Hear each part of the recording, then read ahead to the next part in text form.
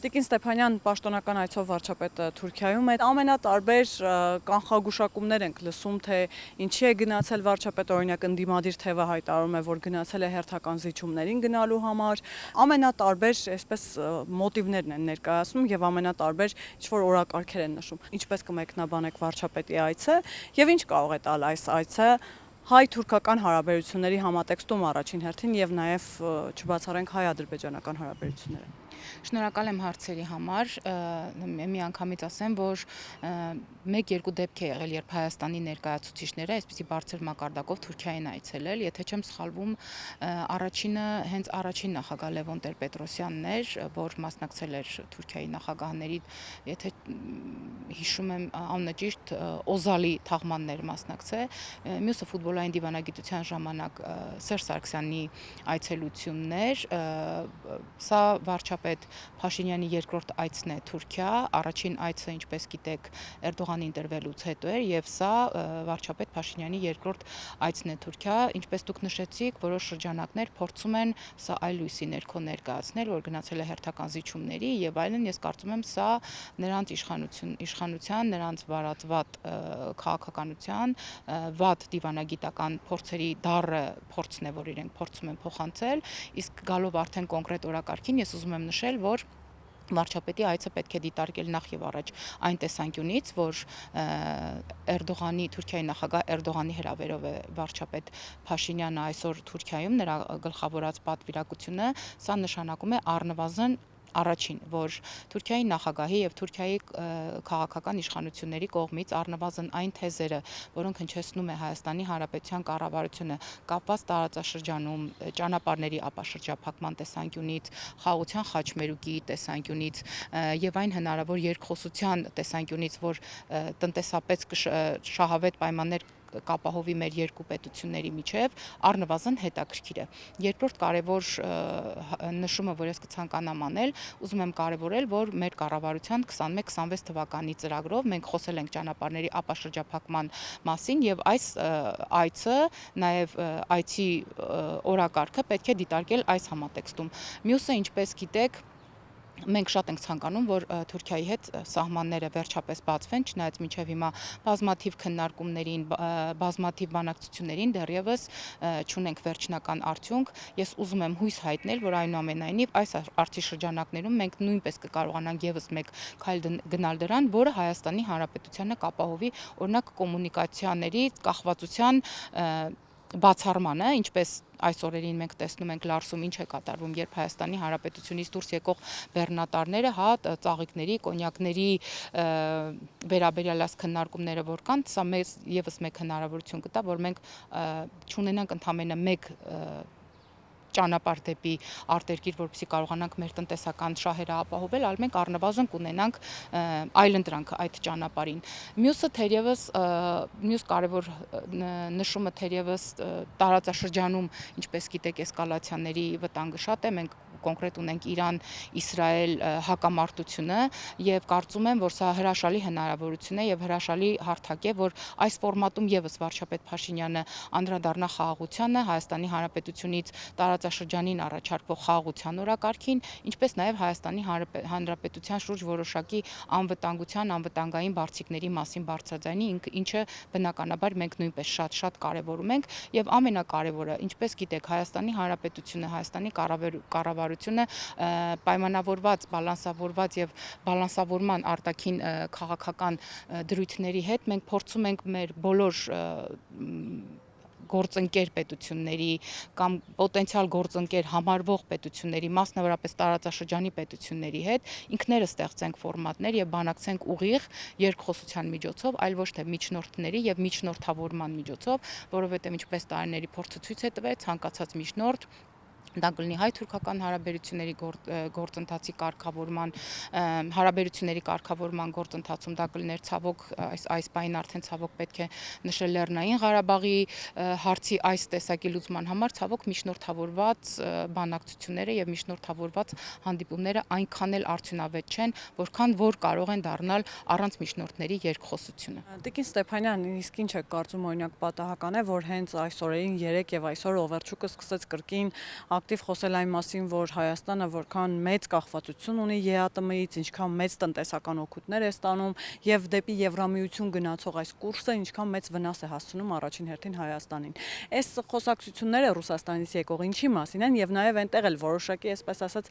գոնե տեղեկատվական ֆոնում անհանգստություն կա վարչապետի Թուրքիա այցելության հետ։ Ինչու Ռուսաստանում մտահոգված են, որ ասենք օրինակ վարչապետը գնացել է Թուրքիա եւ ուղիղ կարող է բանակցել Ռեջեփ Թայիպ Էրդողանի հետ եւ ինչու է մեզ կրկին հիշեցնում, որ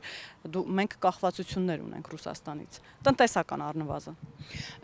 Դե Ռուսաստանի այս վարկագիծը այնքան էլ տարօրինակ չէ եւ հատկապես Ռուսաստանից եկող այս ազդակները, երբ Հայաստանը փորձում է ինչ որ ինքնուրույն քայլեր անել, ինչ որ ինքնուրույն խնդիրներ լուծել, հնարավորինս կախվածությունը մեկ ուժային կենտրոնից կամ մեկ աշխարհագրական կենտրոնից թույլատրել եւ բազմաբևեռ դա ավելի դարձնել, մենք սովորաբար Ռուսաստանից այսպիսի ազդակներ ենք լսում, ինչը այնքան էլ ոգևորիչ չէ մեր հիմնական դաշնակցի կողմից։ Տեսեք, իսկապես անհնար է պատկերացնել Հայաստանի Հանրապետության տնտեսական շրջանառությունը կամ տնտեսական շահերի զարգացումը առանց Ռուսաստանի, մենք երբեք դա չենք մոռացել, մենք անընդհատ նշում ենք այս մասին, որ Հայաստանի Հանրապետությունը իսկապես մեծ շահույթ է ստանում ԵԱՏՄ շրջանակներում մեր առևտրաշրջանառությունից, բայց չի կարելի միայն խոսել այս մասին։ Սա չի նշանակում, որ եթե մենք մեծ առևտրական հարաբերություններ ունենք կամ մեծ առևտրային շահագրգռվածություն ունենք ԵԱՏՄ երկրների մակարդակում, ապա մենք չպետք է փորձենք նույնը ունենալ Եվրոպական միության կամ այլ երկրների հետ, որովհետև մենք հրաշալի գիտենք, որ Եվրոմիություն, օրինակ, յուրաքանչյուր երկիր, յուրաքանչյուր պետություն չէ, որ կարող է ինչ որ ապրանք մտցնել կամ օրինակ ինչ որ մի կոնկրետ ստույգ պրոդուկտ Եվրոմիության որևէ երկրի համար լինի խիստ դոմինանտ։ Դա նշանակում է, որ մենք պետք է ուսումնասիրենք նախ եվրոպական շուկան, մեր ներսի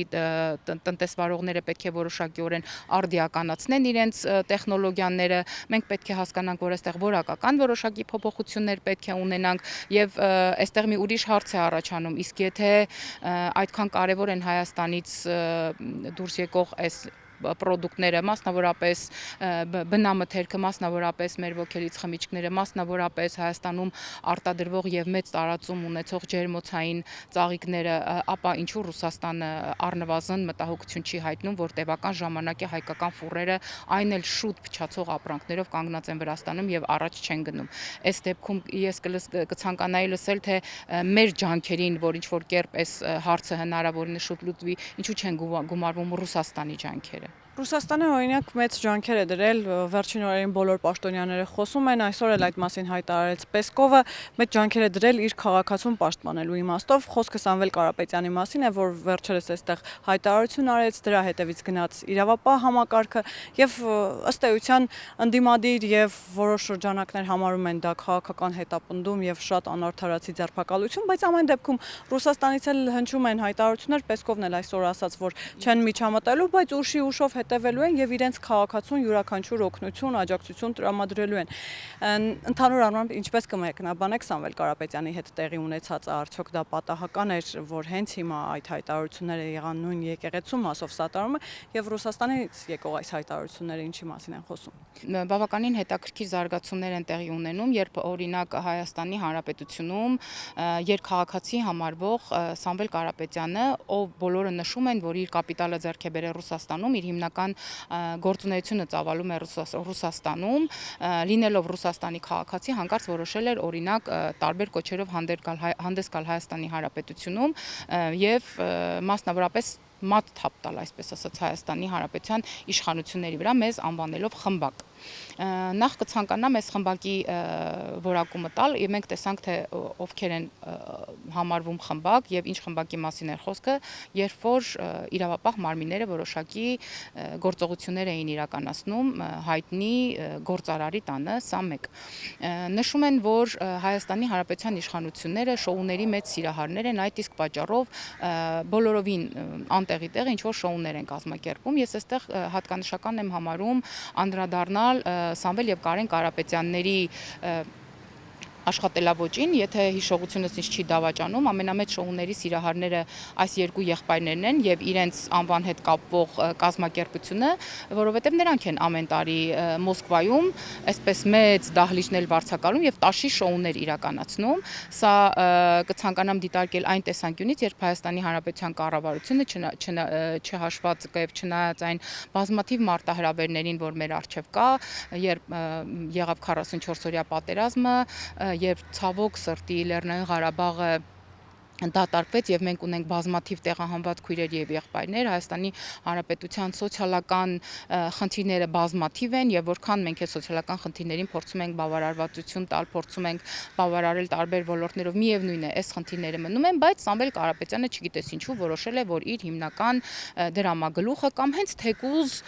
ինչ որ վարձակալություն, հա, միլիարդների հասնող ինչ որ կազմակերպություն վարձակալեր կամ ինչ որ դահլիճ վարձակալեր եւ այնտեղ տաշի շոուներ կազմակերպել, հա, այսպես իրենցով հավաքվում են, իրենք իրենց ծափահարում են, իրենք իրենց համար երգում են, իրենք իրենց շքանշաններ են տալիս եւ գալիս են Հայաստան։ Այստեղ հարց է առաջանում Հայաստանի Հանրապետության սովորական քաղաքացուն, դրանից ինչ։ Ես ուզում եմ որոշակի շղթա այստեղ նկատել, ուրեմն Բագրատ Գալստանյանը, որը հայտնի է այսպես քաղաքացիական ակցիաները գլխավորելու իր շարժումներից հայ հասարակությանը արդեն ավելի շատ հայտարարում է, որ ինքը ինչ որ ուժային կենտրոններից հանձնարարություններ է ստանում եւ ինչ որ ուժային կենտրոններ իրեն մտահոգություններ են հայտնում, որ Հայաստանի Հանրապետությունում կարող է ներքին վիճակը դառնալ անկայուն։ Դրանից հետո մենք լսում ենք երկրորդ նախագահի ասուլիսը, որտեղ նա նշում է, որ Սրբազանը հայրապետը մեր վեհապարը գտնվում է Շվեյցարիայում եւ այնտեղ կարևոր հարցերի մասին է խոսելու։ Եվ ինքը նշում է, որ օրինակ կարևոր հարցերից մեկն էլ այն է, որ Սրբազանը պետք է բարձրաձայնի Արցախի ռազմական ղեկավարության, որոնք այսօր ցավալիորեն գտնվում են Ադրբեջանի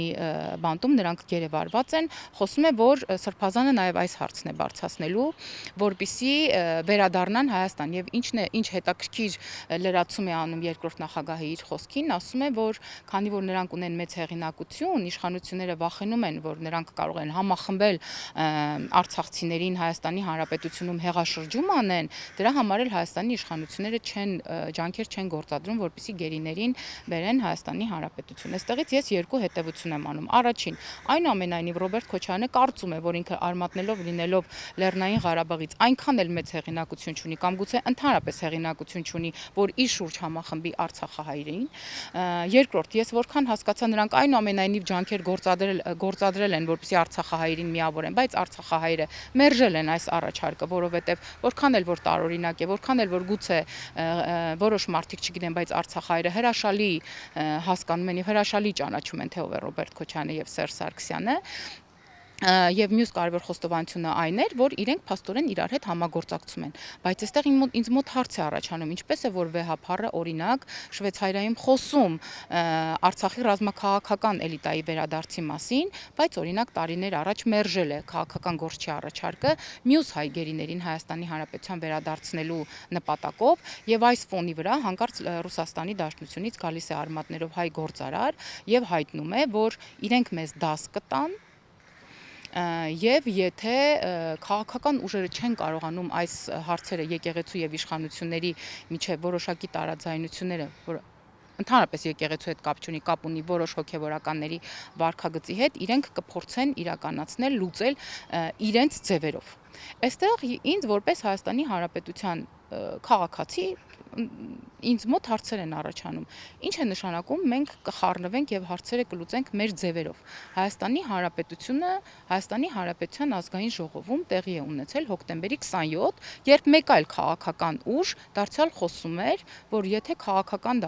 դաշտում հարցերը չեն լուծվում, քաղաքական ուժերը չեն կարողանում այդ հարցերը լուծել քաղաքական գործիքակազմի միջոցով, այն է բանակցություններ, այն է երկխոսություն, այն է քննարկումներ, աշխատաժողովներ եւ այլն տարբեր ֆորմատներով, նշանակում է պետք է գործի դրվեն զենքերը։ Եվ այս ամենը խիստ հետաքրքրական է, երբ Հայաստանի հարևան մեծ տերություններից մեկը գտնվում է ակտիվ պատերազմական գործողությունների մեջ, ինչ որ խմբեր որոշել են, որ պետք է գան եւ Հայաստանի Հանրապետությունում անկայունություններ դրսեւորեն։ Սա ինչ արարք է, օրինակ սրանց ինչ պետք է, ինչ անուն է պետք սրանց այս ամենին տալ, եթե ոչ դրսի ուժերի միջամտությամբ Հայաստանի Հանրապետության քաղաքական կյանքում որոշակի խժդժություններ իրականացնել։ Եվ ինչ տեսանք մենք այս օրերի ընթացքում, մենք տեսանք, որ այն դասերը, որ այս խմբակը իդեմս երկու Կարապետյան եղբայրների փորձում էր տալ հայ ժողովրդին եւ հայ ժողովրդի կողմից ընտրված իշխանություններին, փաստորեն ինքը դաս ստացավ։ Ես կարծում եմ, իրենք այս դասերից որոշակի կարևոր եւ առարկայական ուղերձներ այնուամենայնիվ կքաղեն։ Տիկին Ստեփանյան, այնուամենայնիվ որոշ շրջանակներ համաձայն չեն այս գնահատականների հետ, որ Սամվել Կարապետյանի այս հայտարարության տակ ինչ որ վատ միտում է եղել։ Ասում են հիմա մեր ձևերով կլուծենք ինչի եք որակում ինչ որ ահաբեկչության։ Սա մեկ եւ երկուս Ռոբերտ Քոչարյանը նաեւ արձագանքեց Սամվել Կարապետյանի ձերբակալությանը, ասաց, որ սատարում է Սամվել Կարապետյանին եւ ասաց, որ սա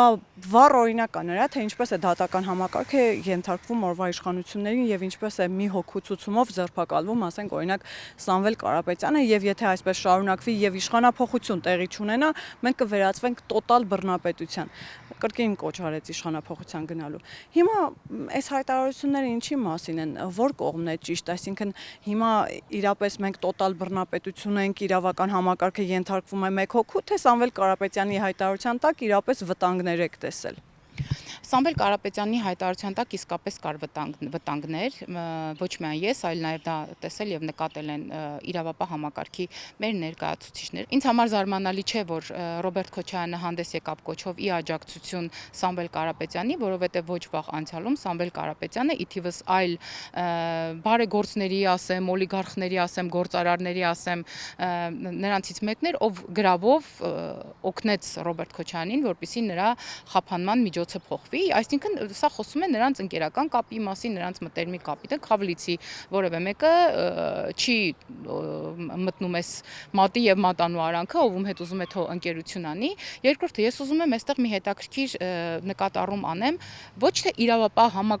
համակարգի ներկայացուցիչները կամ Հայաստանի Հանրապետության վարչապետը խոսք ասած նոր ինչ որ process-ներ սկսեցին, այլ ես ուզում եմ հիշեցնել, որ դա եղել է ճիշտ հակառակը, այսինքն Սամվել Կարապետյանն է հանդես եկել կոչով, ընդ որում իրեն որևէ մեկը չէր խնդրում այդ կոչերով հանդես գալ Հայաստանի Հանրապետությունում ինչ հարցեր լուծել իշխանության հետ իրենց ձևերով։ Ես կարծում եմ, որ հրաշալի հնարավորություն է նաև որ Սամվել Կարապետյանը այնուամենայնիվ դետալացնի ինչ է նշանակում իրենց ձևերով։ Ինչ վերաբերում է այս հիմնական խոսակցություններին, թե Սամվել Կարապետյանը կամ Տաշիր գրուպը մեծ բարերարներ են, այսպես չգիտեմ, օգնել են Հայաստանի Հանրապետությանը, հայ ժողովրդին,